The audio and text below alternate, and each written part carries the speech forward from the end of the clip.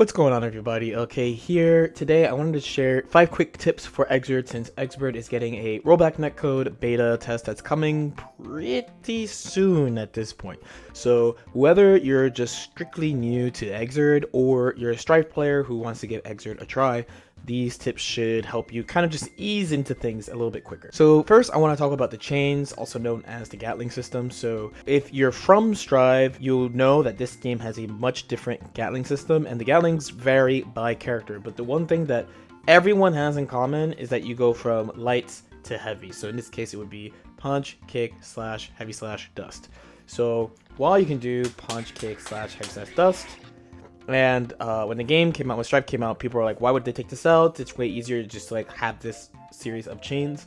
One thing that'll help you when you're starting is that most characters don't really use the whole string. They don't go from punch, kick, slash, heavy slash, dust like that. Most characters have like their way of doing it. So for example, I'm a melee player in this game as well, and she tends to do not this. You won't see this that often. You'll see way more of like this, for example, or this, depending on the character. Soul is another one where you won't really see this so much, but you'll probably see instead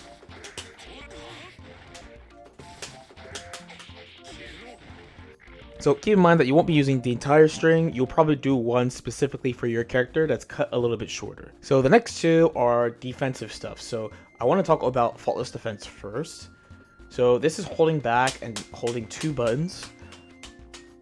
What this does is you'll get more pushback when you're blocking normals than normal, wink wink. So for example, we have Soul. Soul's gonna run here, do 4 quick little jabs, 1, 2, 3, 4, where if I have faultless defense, the 4th one whiffs. Now, unlike Strive, if you're a Strive player specifically, faultless defense does add 2 extra frames of block stun, so you'll be in block stun longer, but you'll push them out much further. So the usage is still basically the same. The advantage of using faultless defense as opposed to regular blocking outside of just pushing them out is that it forces your opponent to be more precise with their string. Circling back to the first point about the chains, Gatlings in general, you won't really see high level players using strings like this then, or this, because if I faultless defense, they whiff much earlier. The next one is about jumping to escape the corner. So generally in this game and older Arxis games in general, if you want to jump, I highly recommend to use a super jump to escape the corner as well. The main reason being that usually the opponent has to do something different in order to chase. So pretty simple example here, but Soul is going to be just chasing my jump. Here if I DJH, like this, it's an air dash jump heavy.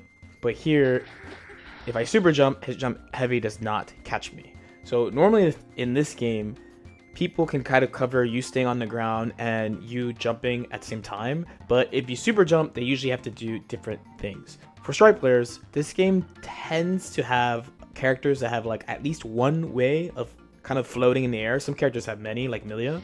So this makes super jumping strong in that way too, where you can either just fall right away, or you can float with an attack, or maybe you have a fast fall. Characters have different ways of falling to the ground. It's usually the opposite in Strive, where in Strive it's easier to deal with someone super jumping because it's easy to chase their air dash, where it's harder to deal with somebody just doing a single jump. The next two is going to be about throws, because throws are very, very important in this game as well. So one, older Guilty Gear games have 1 button throws, so there's no real like grab whiffing animations besides on command grabs, such as this, the good old wall throw. Because of this, you can combine a button with your throw input in order to have a throw option select that is also a button. So in Milia's case, for example, her 5H is actually pretty good here because it's fast, it has a lot of block stun and hit stun, so it's really easy to convert if I do hit them for some reason. So in this case, we're gonna have Soul mess up on purpose. It's very easy for me to convert into a knockdown. But then in the case where he pulls up right away, I could just throw him. But we can combine our H input, our throw input, with another button like 6B and get this. So on whiff, it will look like this. Let's have Soul bait our throw once again. I can get a full combo of this. But then in the case that he pulls up, I still get my throw input. The most common one you'll see for other characters will generally be 6P. There are characters like Elfo and Johnny who have ones on their close slash. It just depends on the character that you're playing. Then last but not least is how to fight throws. So if you play Strive specifically, you know that throws are 2 frames, so it can be difficult but not impossible to meaty somebody's throw, and you've definitely seen games get turned around by somebody doing wake up throw and then snowballing from there. Well, that's because in classic Guilty Gear, this was pretty common too, but because the throws were 1 frame, so you needed really specific strategies to fight against throws and reversal throws. So essentially, if you're here, it's going to be really tough, so the main things that people tend to do are either use a move that's throw invincible, a move that puts you airborne, or space yourself so you can't get thrown. The last one is not too common. The first 2 are way more common. So in Milia's case, her main strategy is to use moves that put her off the ground when she does her mix-ups, because she needs to be point blank to do a lot of them. So Bad Moon puts her off the ground.